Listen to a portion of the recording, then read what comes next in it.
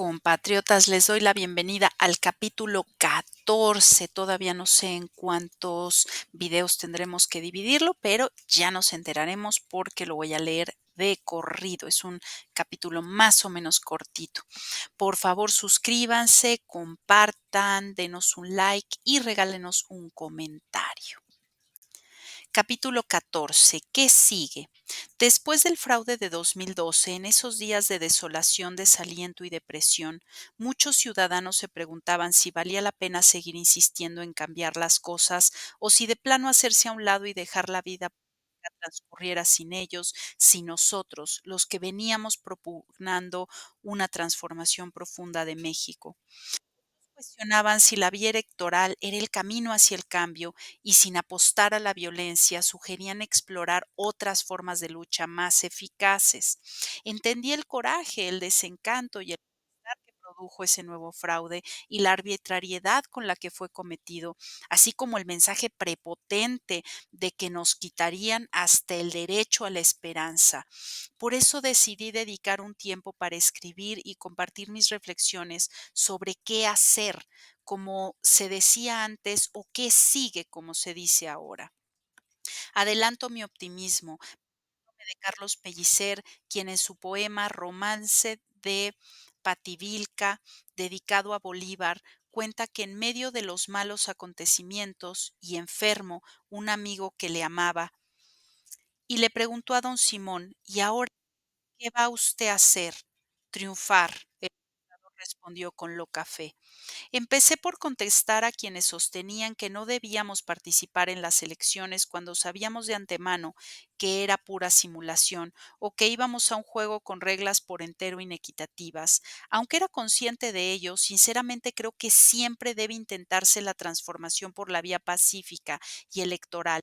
Respeto otros puntos de vista, pero no considero que la violencia sea una alternativa. Pienso que esta produce más sufrimiento y que con ella terminan imponiéndose con mayor facilidad quienes no tienen la razón, pero cuentan con la fuerza para reprimir o someter. La violencia, en vez de destruir un régimen autoritario, lo perpetúa.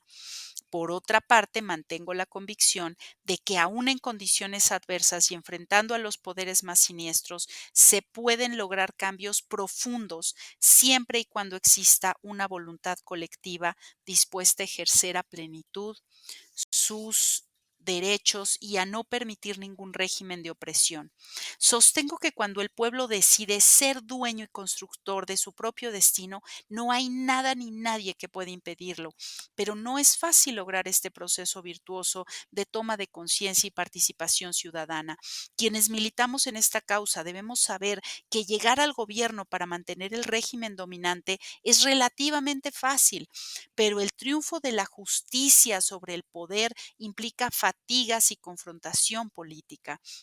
El ejemplo más claro es lo sucedido en los últimos tiempos de nuestro país. El grupo que dominaba vio con buenos ojos la tan alabada alternancia, porque el proyecto de Fox y del PAN era exactamente el mismo que habían implantado los tecnócratas encabezados por Salinas cuando el PRI estaba en el gobierno, el neoliberalismo. Sin embargo, cada vez que habíamos propuesto un cambio de régimen, incluyendo la aplicación de una nueva política económica, el grupo compacto que mandaba en el país y controlaba al PRIAN nos había cerrado el paso recurriendo al fraude necesario, entre comillas, patriótico, entre comillas, con haiga sido como haiga sido o a billetazos, sin preocuparse por el interés público, las violaciones a la Constitución o la destrucción de la incipiente democracia mexicana.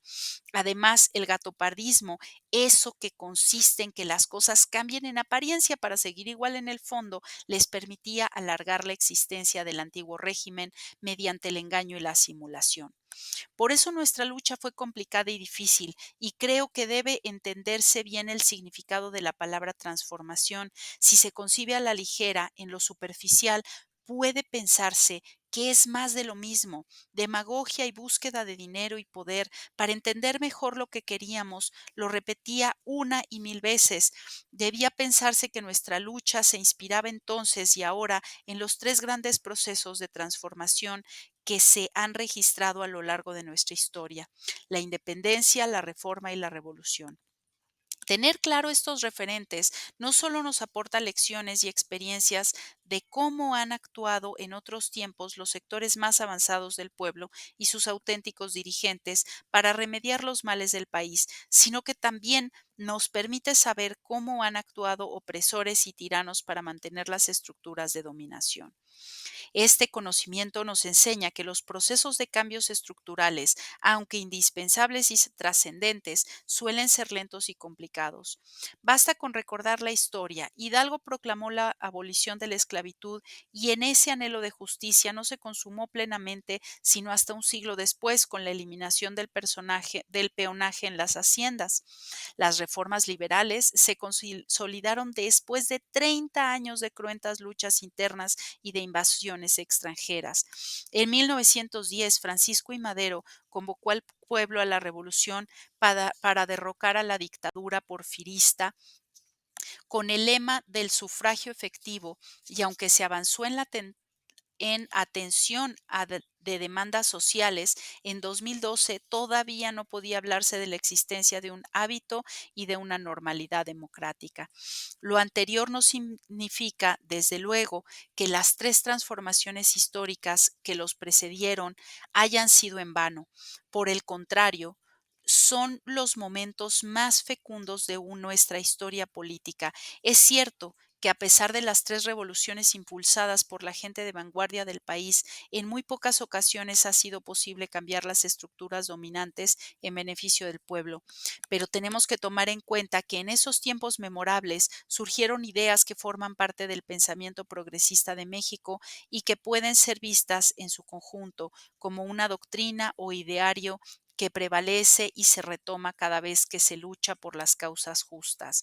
Por ejemplo, a pesar de que se logró la independencia política, los anhelos de justicia proclamados por Hidalgo y Morelos, como ya vimos, no se cumplieron y a lo largo del siglo XIX se mantuvo prácticamente intacta la estructura económica y social del antiguo orden colonial, y no fue casual que la esclavitud que imperaba en casi toda la república se haya abolido de hecho en 1914, cuando los ejércitos campesinos encabezados por Villa y por Zapata estaban a un paso de tomar el Palacio Nacional.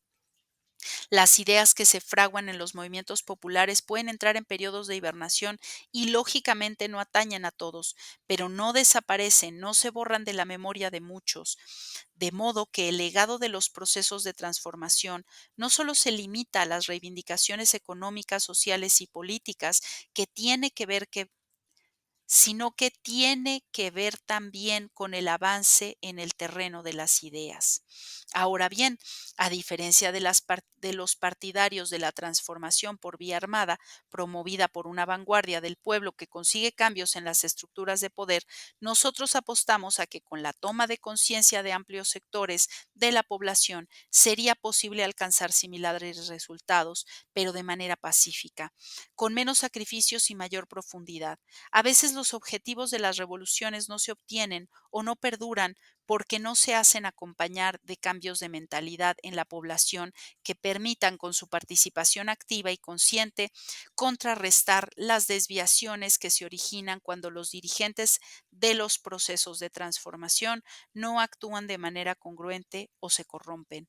En otras palabras, no se trata de llegar al poder y que la gente siga pensando igual, sino que la transformación sea asimilada, producida, aplicada y defendida por el pueblo. Esta concepción es el principal sustento político de nuestro movimiento. Creemos en la necesidad de despertar la conciencia cívica, no solo de un grupo o una minoría, sino de amplios sectores de la población, de una mayoría lo suficientemente poderosa como para establecer un nuevo orden social y político. Desde luego, esta revolución de las conciencias para construir una voluntad colectiva, una fuerza transformadora, requiere de mucho trabajo educativo con la gente y de predicar con el ejemplo. Exige temple, convicciones y perseverancia, pero aun cuando puede parecer algo inalcanzable o utópico, debe mantenerse la convicción de que sí se puede. Y nuestro movimiento es un ejemplo. En poco tiempo avanzamos mucho, contribuimos a cambiar la mentalidad de amplios sectores del pueblo de México, pusimos al desnudo al antiguo régimen con sus formas de control y manipulación e hicimos evidente que el PRI y el PAN representaban lo mismo, que no había diferencias de fondo entre el Bester Gordillo, Carlos Salinas, Ernesto Zedillo, Vicente Fox, Diego Fernández de Ceballos, Felipe Calderón y Enrique Peña Nieto. Ahora se sabe más sobre los que verdaderamente mandaban y hay más claridad sobre su proceder y avaricia. Estimo que esta ha sido la mayor aportación social y política de nuestro movimiento. Tengamos presente que no se puede cambiar lo que no se conoce y que lo que bien se comprende difícilmente se olvida. Fruto de este trabajo de concientización es el despertar de muchos ciudadanos de clase media que antes nos insultaban y que ahora nos respetan y nos dieron su voto en los comicios del 2015, 2018 y 2021 y contribuyeron con ello a convertirnos en la fuerza mayoritaria. Somos testigos también del surgimiento del movimiento estudiantil de nuestro tiempo, el Yo Soy 132. Estos jóvenes supieron estar a la altura de las circunstancias, levantaron el orgullo de muchos otros y dieron poderosas razones para luchar por el derecho a la información, la justicia y la democracia. Se trató de un movimiento limpio, auténtico, independiente y creativo, y en su momento sostuve que para que pasara lo que pasara, si consolidaban su organización o no, y estoy seguro de que sabían que el entusiasmo no se puede mantener inalterable, que es producto de circunstancias especiales. Su contribución había sido fundamental, de trascendencia histórica, al grado que pudimos proclamar que ellos eran relevo generacional. Ahí estaban además los resultados electorales: cerca de 16 millones de mexicanos, sin que se les ofreciera dinero o migajas, de manera completamente libre, expresaron con su voto su firme decisión de abolir el régimen de corrupción, injusticias y privilegios. No eran pocos los que habían dado la espalda a la cultura de la sumisión y del conservadurismo. Por eso no debíamos desanimarnos ni decir adiós a la esperanza. Aquí es oportuno recordar que luchamos por ideales, no por cargos. Por más que nos doliera ese segundo fraude, el tercero contra la izquierda en 25 años, contando el de 1988, no debía existir motivo para el desaliento y la rendición. Por el contrario, debíamos sentirnos orgullosos con la encomienda de regenerar la vida pública y lograr el renacimiento moral de México. También sostenía que el antiguo régimen estaba en su fase terminal, que había caducado, que carecía de consenso. La mayoría de los mexicanos no lo respaldaba, por más que muchos no expresaran abiertamente su disenso. Baste decir que la gente no festejó el supuesto regreso del PRI a Los Pinos. Había, por el contrario, duelo nacional.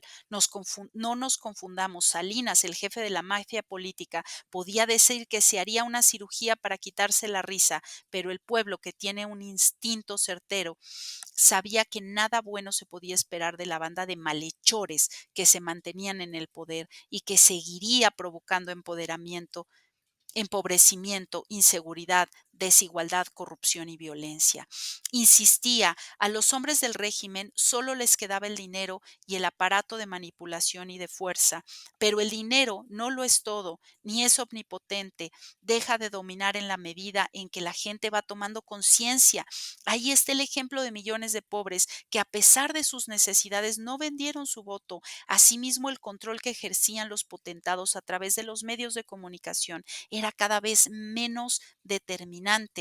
Por más que todavía quedaran muchos mexicanos de todas las clases sociales susceptibles al engaño y a la manipulación, estaban, por ejemplo, y lo digo de manera respetuosa, quienes en las siguientes elecciones en 2015 decidieron no apoyarnos porque se creyeron las calumnias contra nosotros que difundían los voceros de los dueños de los medios. Sin embargo, más de la mitad de los mexicanos ya no confiaban en esos instrumentos de desinformación y manipulación. En el caso de Peña Nieto era un ejemplo. Sus promotores pensaron que bastaba con la publicidad, con lo mediático, para hacerlo triunfar de forma arrasadora y sin recurrir a la compra masiva de sufragios.